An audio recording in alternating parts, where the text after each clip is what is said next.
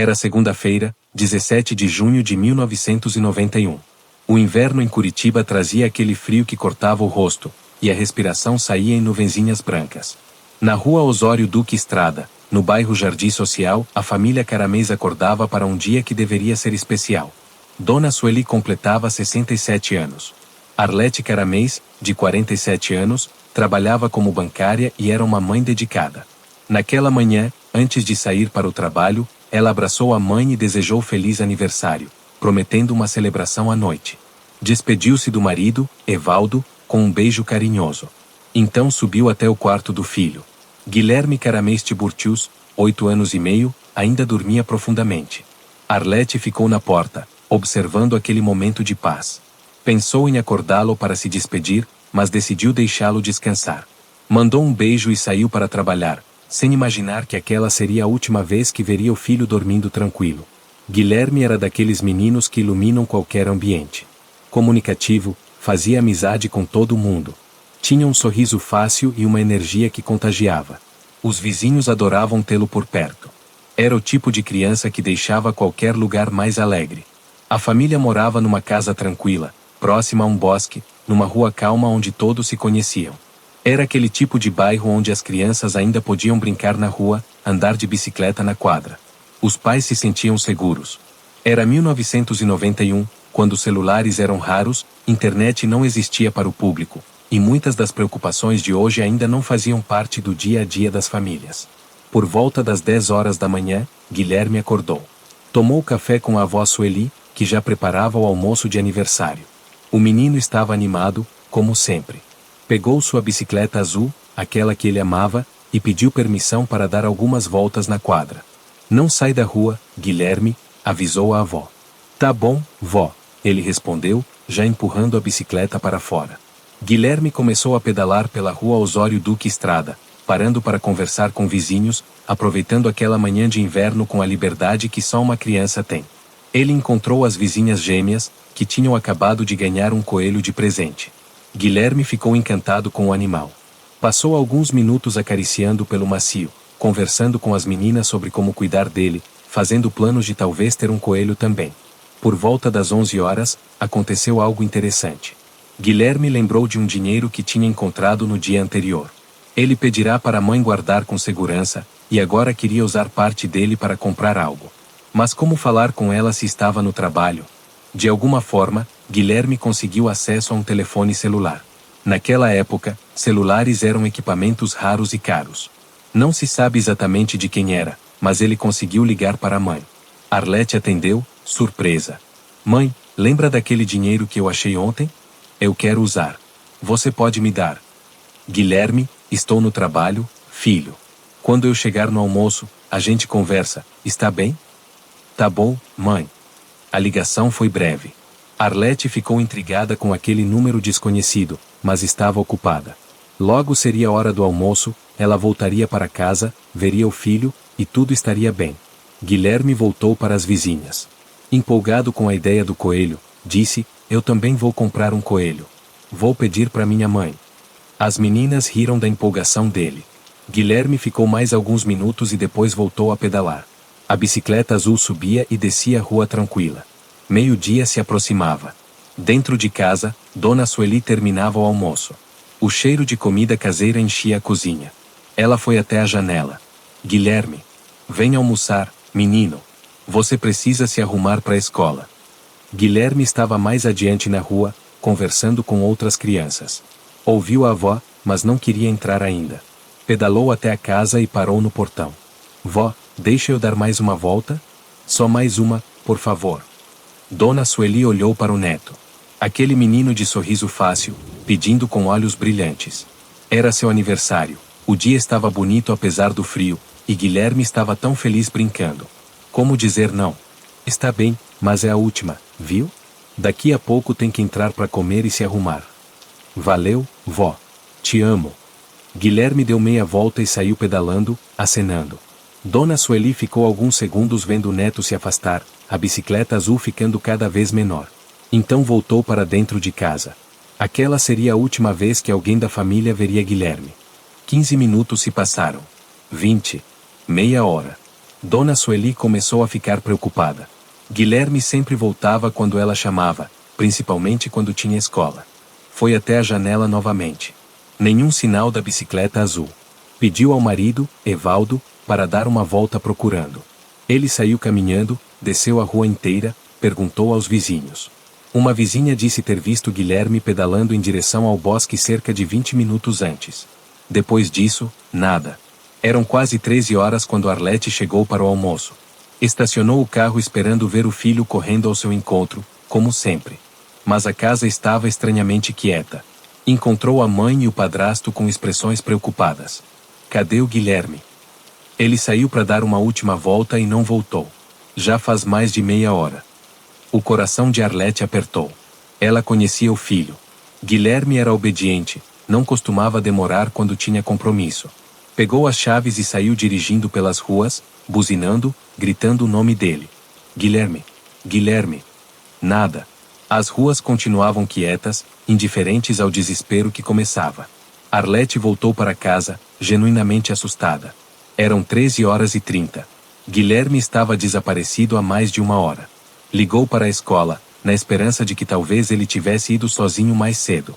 A escola confirmou, Guilherme não tinha aparecido. Arlete então fez a ligação que toda mãe teme. Discou 190 e reportou o desaparecimento. A polícia chegou em menos de 20 minutos. Ouviram o relato completo. Anotaram a descrição. 8 anos, cerca de 1,20 metros, magro, cabelo castanho claro, olhos castanhos. Estava usando calça jeans, camiseta e casaco de moletom por causa do frio. A bicicleta era azul, modelo infantil comum. Os policiais começaram a bater de porta em porta. O bairro inteiro foi mobilizado.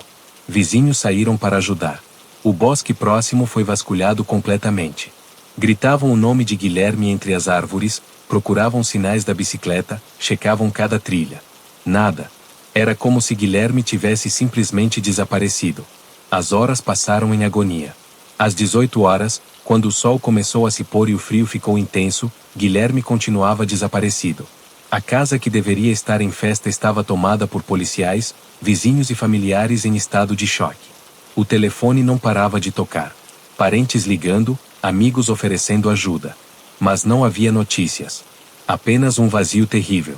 Na manhã seguinte, os jornais de Curitiba estamparam a foto de Guilherme na primeira página. A notícia abriu os telejornais. Aquele rosto sorridente apareceu nas telas de milhares de paranaenses. A repercussão foi imediata. Centenas de pessoas se ofereceram para ajudar. A polícia organizou buscas em grande escala. Cães farejadores foram trazidos, mas perderam o rastro a poucos quarteirões de casa, como se ele tivesse entrado em um veículo. Os investigadores começaram a trabalhar numa linha perturbadora: sequestro. Mas por que alguém levaria um menino em plena luz do dia, numa rua movimentada, sem que ninguém visse? A polícia revisitou cada minuto daquela manhã. As vizinhas gêmeas confirmaram: ele estava normal, animado, falando sobre comprar um coelho. Não parecia assustado. Outros vizinhos relataram ter visto Guilherme pedalando entre 11h30 e meio-dia. Estava sozinho, tranquilo. Uma testemunha disse ter visto um carro escuro parado na rua naquele horário, mas não conseguia dar detalhes. Era um carro comum, modelo popular. E havia aquela ligação. A polícia rastreou o número. Descobriram que pertencia a um empresário que morava a algumas quadras dali. Os investigadores foram até ele. O homem confirmou: naquela manhã, um menino bateu na porta pedindo para usar o telefone porque precisava falar com a mãe. Ele permitiu. Guilherme fez uma ligação rápida e foi embora, agradecendo. O empresário não prestou muita atenção depois disso. A polícia checou a história. O empresário tinha comprovação de onde estava o resto da manhã. Ele foi eliminado como suspeito. Mas a informação confirmava que Guilherme estava bem por volta das 11 horas, cerca de uma hora antes de desaparecer. Os dias viraram semanas. A família viveu um inferno de esperança e desespero. Cada toque do telefone poderia ser a notícia. Cada carro que parava fazia o coração acelerar. Mas nada. Apenas silêncio. Cartazes com a foto de Guilherme foram espalhados por toda Curitiba. Aquele rosto sorridente se tornou familiar para milhares de pessoas. Programas de TV dedicaram tempo para falar do caso. Apresentadores fizeram apelos emocionados. A polícia recebeu centenas de denúncias. Vi um menino parecido num ônibus. Tem uma criança numa casa suspeita. Cada pista foi investigada. Todas levaram a nada. Então, em julho de 1991, 3 semanas depois, a polícia recebeu uma informação que mudaria tudo. O Bosque Alemão é um dos cartões postais de Curitiba. Fica a cerca de 3 quilômetros da casa da família Caramês. É bonito, arborizado, com trilhas para caminhadas, muito frequentado por famílias nos fins de semana. Mas em julho de 1991, aquele lugar se tornaria cenário de algo terrível. Um funcionário da manutenção fazia sua ronda quando sentiu um cheiro forte vindo de uma área afastada das trilhas principais. Seguiu o odor até uma vegetação densa, longe dos caminhos normais. E então viu um corpo, pequeno demais para ser adulto, coberto parcialmente por folhas e galhos. O funcionário saiu correndo e ligou para a polícia. A área foi isolada imediatamente. Peritos chegaram com equipamentos. A imprensa também começou a aparecer, mantida à distância. E começou o trabalho de examinar aquele corpo. Era uma criança, aparentando entre 7 e 10 anos. O estado de decomposição era avançado, dificultando a identificação visual. Mas havia roupas, características físicas, detalhes que começaram a formar um quadro na mente dos investigadores. A polícia ligou para Arlete. Pediram que ela e Evaldo fossem até o Instituto Médico Legal. Arlete sabia o que aquilo significava. Durante todo o caminho, ela rezou. Implorou para que não fosse seu filho. Mas era. A identificação foi feita através de roupas, características físicas, e depois confirmada por arcada dentária. Era Guilherme Caramês Tiburtius, de 8 anos, desaparecido há 22 dias. O laudo revelou que Guilherme havia sido vítima de violência antes de perder a vida. O corpo havia sido deixado no bosque logo após o ocorrido, provavelmente no mesmo dia ou dia seguinte ao desaparecimento. A notícia devastou Curitiba. O caso que tinha mobilizado a cidade inteira, que tinha dado esperanças de um final feliz, terminava da pior forma possível. Aquela bicicleta azul nunca mais seria pedalada. O velório foi realizado na Igreja São José Operário. Milhares de pessoas compareceram. Gente que não conhecia a família, mas que tinha acompanhado o caso e ajudado nas buscas. O caixão foi lacrado devido ao estado do corpo. Arlete nem pôde ver o filho uma última vez. O enterro aconteceu no cemitério municipal. Arlete precisou ser amparada por familiares. Dona Sueli, que completará 67 anos no dia do desaparecimento, estava em estado de choque tão profundo que mal conseguia falar. Aquela data nunca mais seria celebrada. Tornou-se um marco de dor. A investigação entrou em nova fase. Não era mais busca. Era caça a um criminoso. A polícia começou a investigar todos os suspeitos usuais, conhecidos da família com antecedentes, pessoas que moravam perto, indivíduos com histórico de crimes similares. Mas não havia provas físicas suficientes. Em 1991, a tecnologia era primitiva comparada com hoje. Não havia bancos de dados de DNA. Câmeras de segurança eram raras. A investigação dependia de testemunhas, e poucas conseguiam dar descrições úteis. A teoria mais provável: Guilherme foi abordado por alguém de carro enquanto pedalava. Essa pessoa pode ter oferecido carona, pode ter fingido conhecer a família, usado qualquer desculpa. Guilherme, sendo comunicativo e confiante, pode não ter visto perigo. Uma vez dentro do carro, o criminoso levou o menino para algum lugar isolado, cometeu o ato terrível, e então levou o corpo até o Bosque Alemão, esperando que demorasse a ser encontrado. Era uma teoria sólida, mas sem suspeito concreto, sem provas físicas, sem testemunhas do momento exato, a investigação estagnou. Semanas viraram meses. Meses viraram anos. E o responsável nunca foi encontrado. Arlete nunca mais foi a mesma. Como poderia ser? A culpa a consumia. Por que deixei ele ir à tarde? Por que não fui buscá-lo? Por que não acordei ele de manhã? Essas perguntas ecoavam dia e noite. Ela se tornou ativista. Não por escolha, mas por necessidade. A dor precisava ter propósito. Arlete começou a trabalhar com organizações de pais de crianças desaparecidas. Dava palestras em escolas, conversava com outras mães, pressionava autoridades por mais recursos. Em 1993, 2 anos após a perda, Arlete ajudou a fundar a Associação Brasileira de Busca e Defesa a Crianças Desaparecidas. A organização trabalha até hoje ajudando famílias que passam pelo mesmo pesadelo. O caso de Guilherme se tornou um marco na história criminal brasileira. Foi um dos primeiros casos de grande repercussão envolvendo esse tipo de situação no país. Antes disso, raramente recebia atenção da mídia. O caso abriu os olhos da sociedade para um problema que sempre existiu, mas era ignorado. Em 1995, um programa de TV produziu uma reconstituição do caso. O episódio trouxe novas testemunhas. Uma mulher ligou dizendo que tinha visto um homem de cerca de 40 anos conversando com um menino de bicicleta azul na rua Osório Duque Estrada, por volta do meio-dia daquela segunda-feira. A testemunha deu uma descrição: homem branco, cabelos escuros, bigode, dirigindo um Chevette marrom. A polícia fez um retrato falado. Foi divulgado amplamente, mas não resultou em identificação concreta. Outras testemunhas surgiram ao longo dos anos. Um homem disse ter visto um Chevette marrom parado perto do Bosque Alemão naquela tarde. Outra pessoa relatou ter visto um homem nervoso, sujo de terra, saindo do bosque no mesmo dia. Mas eram memórias antigas, detalhes nebulosos, impossíveis de verificar. A polícia nunca fechou oficialmente o caso. Tecnicamente, continua em aberto até hoje. Mas sem novos desenvolvimentos, a investigação está praticamente paralisada há décadas. Em 2005, quando a tecnologia de DNA se tornou mais acessível, a polícia reabriu brevemente o caso para tentar extrair DNA de evidências preservadas. Mas o material tinha se degradado demais. Não foi possível obter um perfil utilizável. Dona Sueli faleceu em 2003, aos 79 anos. Nunca se recuperou da perda. Passou os últimos 12 anos em depressão profunda, culpando-se eternamente por ter deixado Guilherme dar mais uma volta. No funeral, Arlete colocou uma foto de Guilherme sobre o caixão. Evaldo sobreviveu até 2007. Também nunca superou. Passou os últimos anos mergulhado em silêncio, incapaz de processar a dor. Arlete continuou lutando.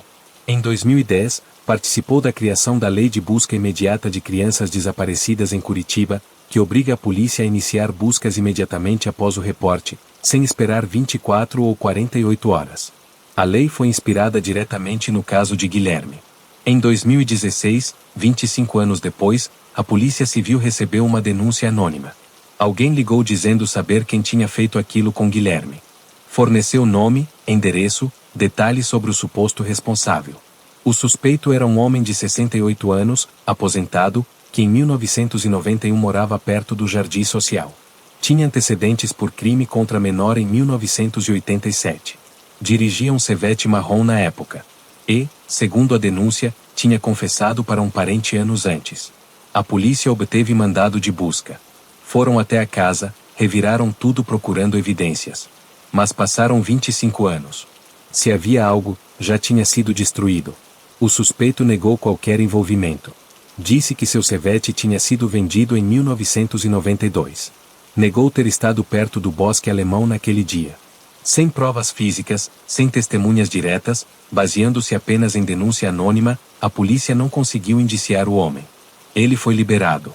Até hoje, oficialmente, o caso continua sem solução. Para muitos investigadores, aquele homem era o responsável. Os detalhes batiam demais. O problema é que bater detalhes não basta num tribunal. É preciso prova além de dúvida. E essa prova nunca apareceu.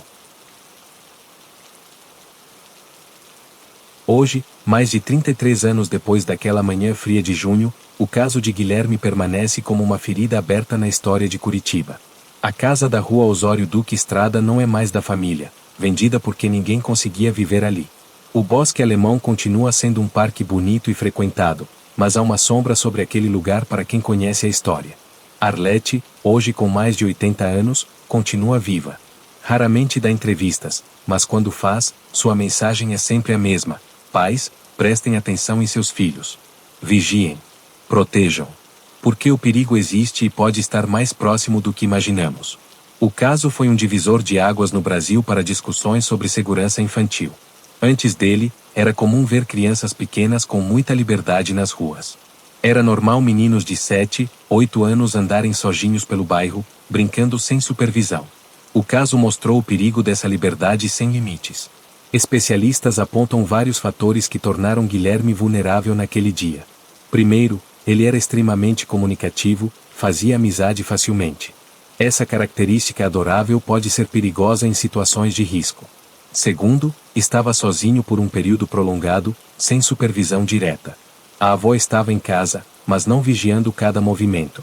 Para um predador, aquilo era oportunidade. Terceiro, era uma época em que a sociedade tinha menos consciência sobre esses perigos. Os pais não conversavam abertamente com os filhos sobre adultos estranhos que oferecem carona ou presentes. Essas conversas simplesmente não faziam parte da educação infantil nos anos 90. O crime despertou o Brasil para essas questões.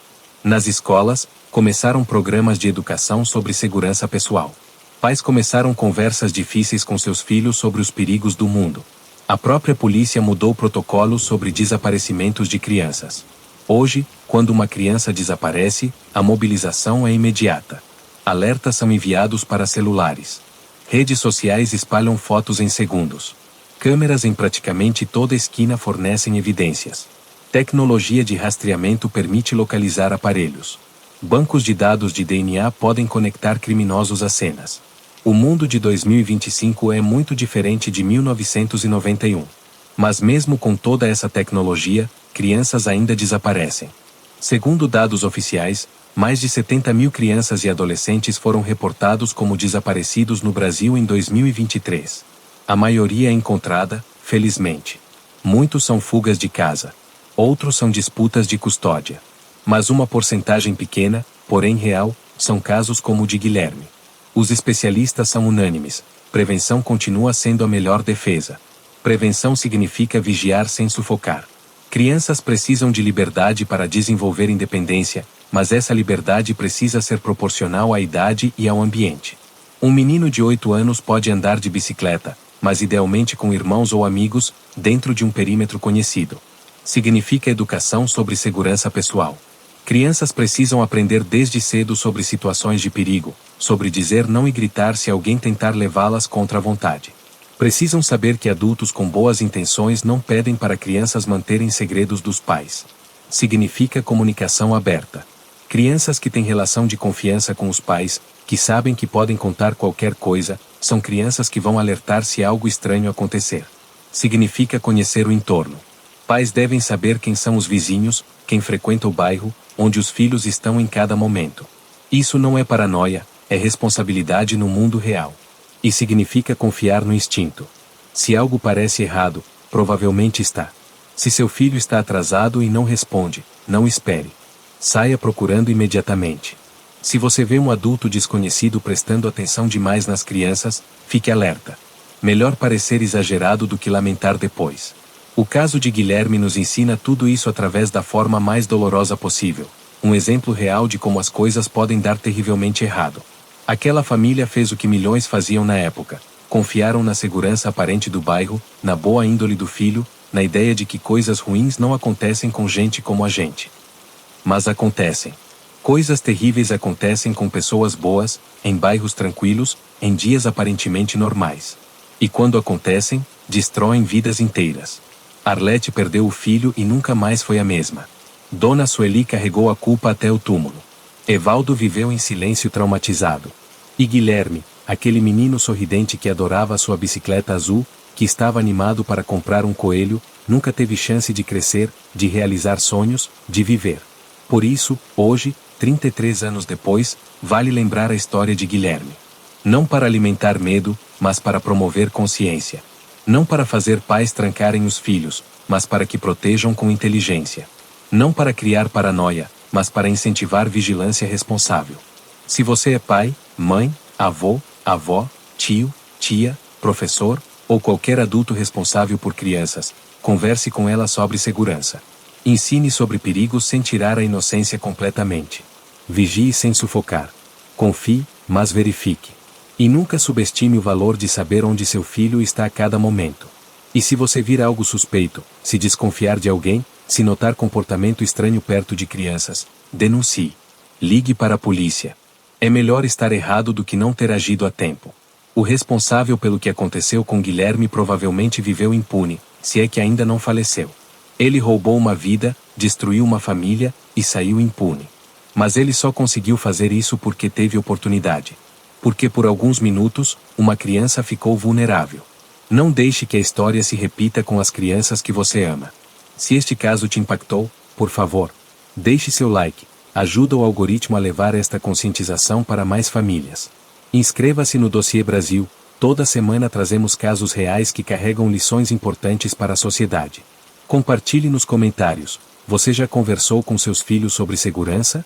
Seu bairro tem programas de vigilância? Vamos construir uma comunidade mais segura juntos. Compartilhe este vídeo. Quanto mais pais assistirem, mais crianças estarão protegidas.